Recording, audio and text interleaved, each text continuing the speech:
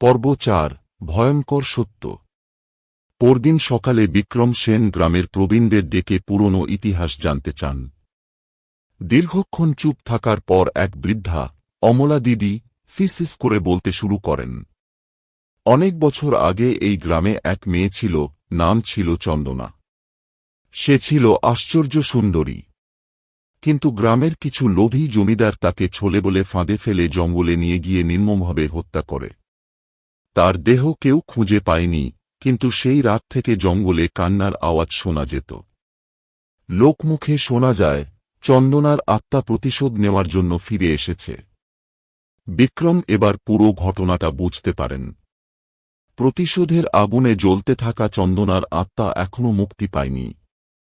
সে সেই পুরনো হত্যার বদলা নিচ্ছে, আর যারা রাতে জঙ্গলের দিকে যায় তাদের ভয়ঙ্কর মৃত্যু হয়।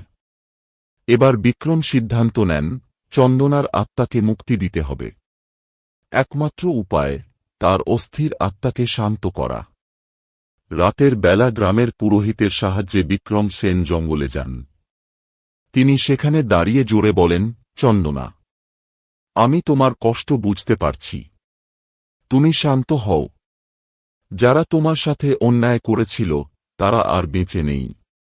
কিছুক্ষণ কোনো শব্দ নেই।